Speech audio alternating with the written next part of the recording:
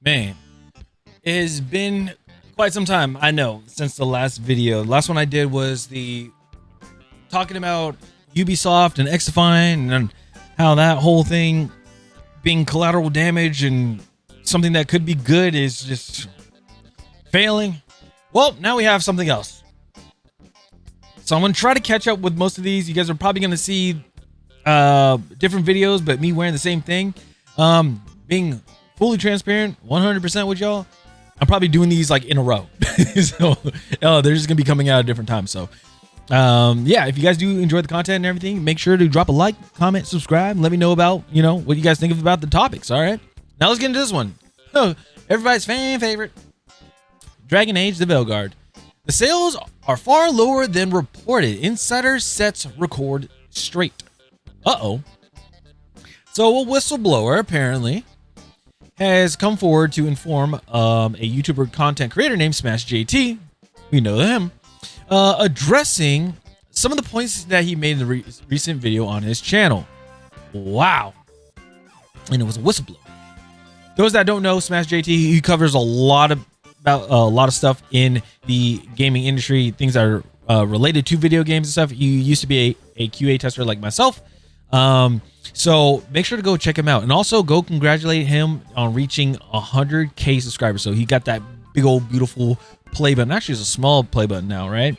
Because it's like a size of a little book, I guess. Like YouTube is like scaling down the play buttons, which is insane. But anyway, let's keep going. All right. So in that video, Smash JT's initial source told him that Dragon Age: The Veilguard sales were better than anyone have thought, with 3 million copies sold, which we all thought. We're like, okay, 3 million copies. However, that wasn't the case. Your number of copies sold is wrong, the insider said. The number the whistleblower gives you is a projection with detail, basically over the lifetime of the game with sales. So pretty much where it was like, it was a projected number, like, oh yeah, we're gonna get 3 million copies, like we're gonna have 3 million sales. That's what we're wanting. Apparently that got misconstrued somewhere along the line, and then it got put out saying like, oh, it was 3 million copies that were sold. But the funny thing is, we're all sitting there like, it did bad. It did so bad that it really sold 3 million copies. I don't know, I'm not sure. And also, we were also thinking that it was retail, like, because what happens is when you do the sales, I think it's two sets of sales. You have sales to retailers, and then you actually have sales like to the consumers, to the public. So, and it states it here. It currently has less than 1.5 million copies sold to consumers, not retail. So that is a major disaster for us at BioWare. Holy crap! It appears as though that the 3 million sales numbers initially reported was an internal projection of what the title could stand to make over its entire life cycle. In reality, the game moved less than half that amount.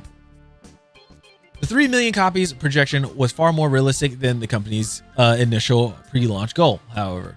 So they're thinking that because it's a well-established franchise, the IP, things like that, that they're like, despite what they made, like what they added in, with Tosh and everything like that, and how the characters looked and how the game played and the story was like, they thought that they would make a lot of sales based off the name. That's why I always tell people, when it comes to like, it feels like it's a branding thing, right? Like you go to the store, like you go to Walmart or something like that, right? And you got Dr. Pepper, but then you got Dr. Thunder, which is like the great value store brand, right? They both taste the same, but you're gonna pay more for the Dr. Pepper because you're like, it's Dr. Pepper, right? So you're gonna buy that brand because of the name of it, right?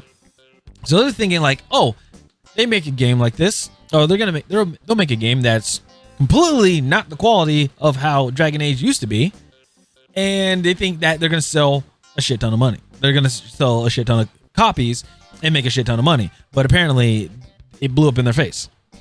Like what they did here, I feel like somebody else, like an indie dev or something like that, would make this game, and I think they would do better. Like honestly, you're kind of pulling indie numbers here.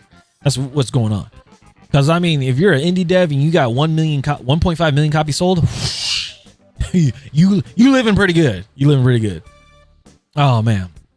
Even if you sold it for $1, even 50 cents. Holy crap. All right. So, BioWare initially believed that it would sell north of 10 million copies of the VEILGUARD.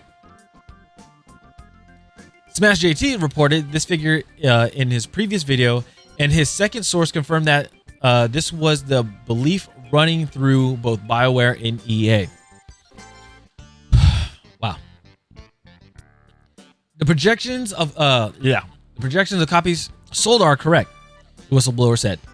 They were expecting around 10 million. EA is allergic to risk nowadays and wants big blockbusters. Well, yeah, even undersell it. Come on, just project to be like, yo, we're probably gonna get like 2 million out of this. We're gonna get 2 million out of this. My thing is, if you make a game, right, and I could be wrong. All this stuff is just from my personal opinion, speculation, right? If you make a game from a well-established IP, and you make some drastic changes to that game, I believe that you should change that number, that projection number of how many sales you think you're gonna have or how much money you're gonna be making. Because you're changing something very big. That's not how things used to be, not how the franchise is known for. And you're like, oh yeah, we're still gonna make like north of like $5 million, $10 million type of thing, right? No, that's not gonna work. I would be like, oh, this is very experimental since we're adding these certain things in here. We don't know how people are going to react to this. Let's lower the number down. That would be me personally. I'd rather be brutally honest with the shareholders or whoever I'm reporting this to than to be like, oh yeah, no, this is going to shoot numbers up way, way high. And then run into this issue, where you just sell 1.5 million copies. Just saying. Alrighty. So let's see here. Let's see. So, of course, with such a massive layoffs on his hands, many within BioWare are concerned at the threat of mass layoffs. Well, you fucked up. And now you got to pay for it because obviously you didn't make profit. You didn't break even, I don't think. So, yeah, you guys are going to have to bite the bullet. Smash JT's source confirmed that while this is a fear internally, many of BioWare staffers have been moved to other projects within EA, even those outside BioWare. There is indeed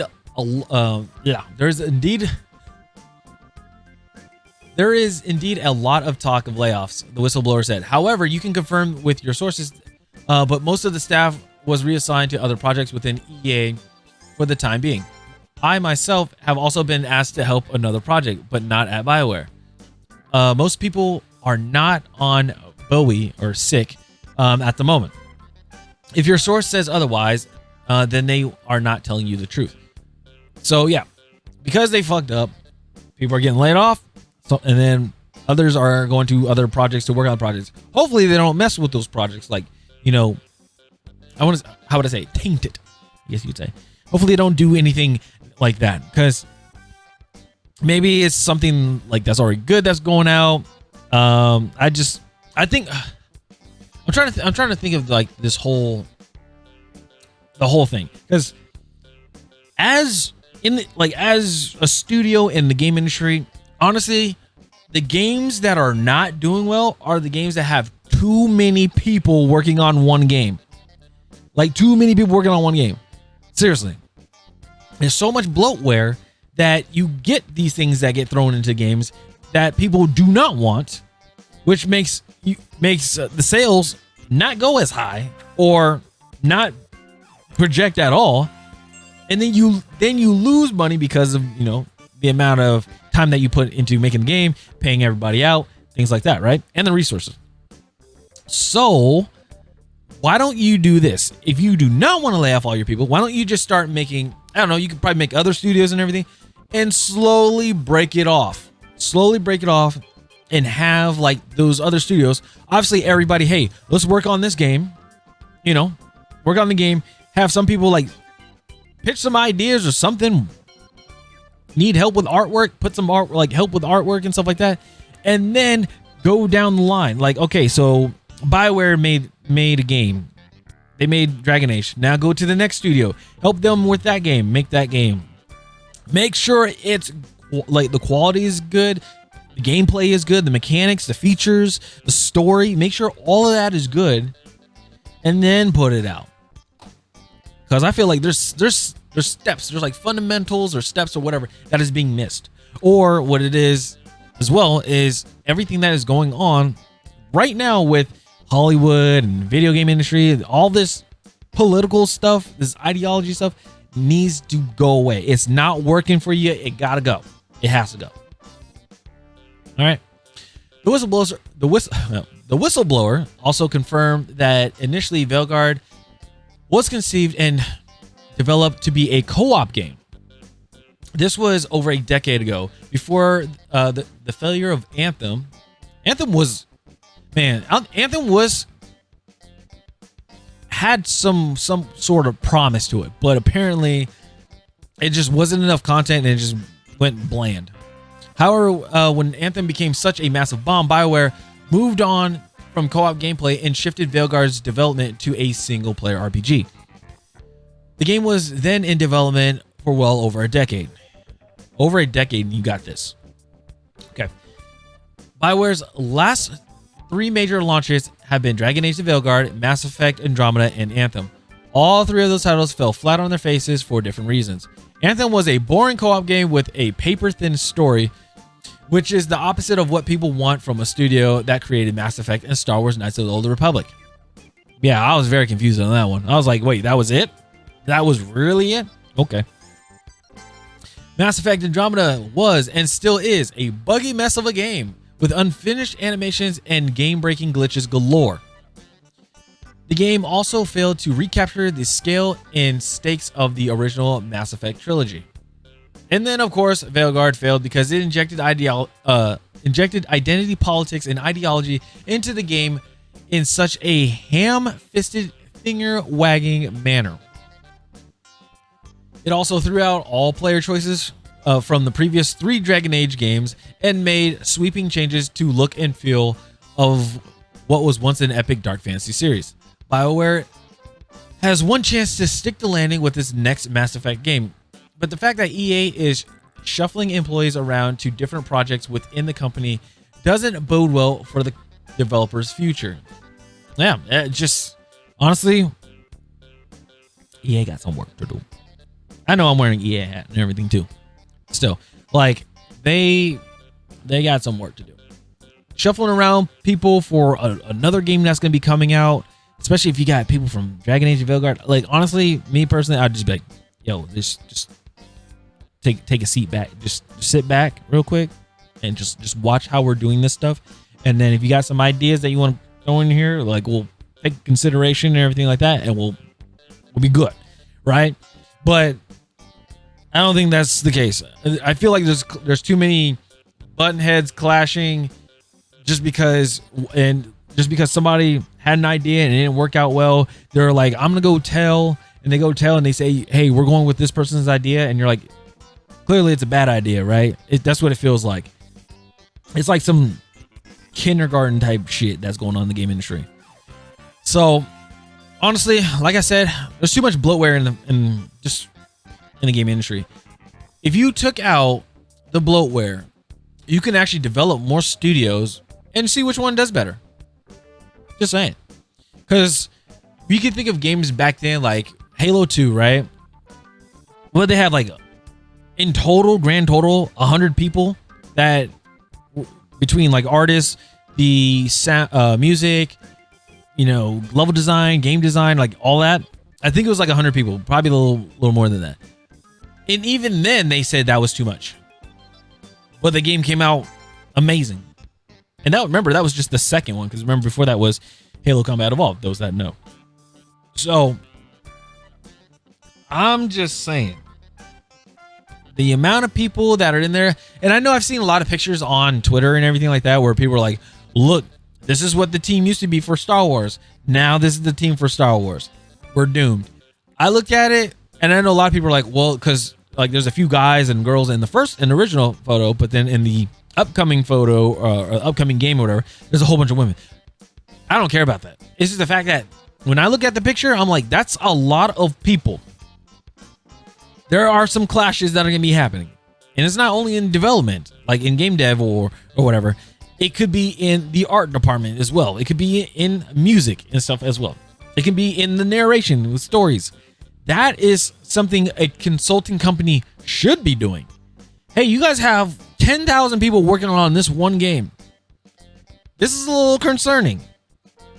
How is the planning process? With your guys' game design documents and things like that? Like, who was talking throughout all this stuff? Who's putting this stuff down? Because that's what I want to know.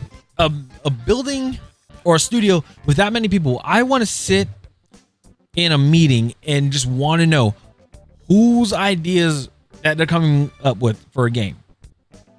That's what I want to know. And how like all that gets sorted out and planned. That's what I want to know. That's all I want to know. But this is insane. What do you guys think about this whole situation with Dragon Age of VEILGUARD? Apparently lying about, well, not lying about the numbers, but, you know, kind of playing along with saying, hey, well, we made a good amount of sales when clearly they didn't. Because they didn't even break what, 1 million? Because I remember they were, or was it 100,000? Because they were like 89,000. That was like their all-time high. Let's see. Yeah, they still didn't even make it. They still didn't even hit the 100,000. Cool, you got 8,000 players, but dang, that's crazy. And then the fact is, like, you guys are selling these with processors and graphics cards, and also the price has been lowered. Yeah, that's not good. Especially like it was like been out only for like a little bit. Yeah, that's not good. It's not good. It's not a good look, my dude. So that's all I got for this video. Let me know what you guys think in the comments down below about the whole thing with Dragon Age and EA and stuff. Honestly, where they can't go wrong, I mean, me personally, I don't think where they can go wrong is just make a Need for Speed. Make another Need for Speed. Don't worry about characters. Just make a Need for Speed like Underground 1 where it's just a car. That is your character. Your character is a car. Just do that. That's all you gotta do. But that's it for me, guys. I'll see you guys later, all right? Peace.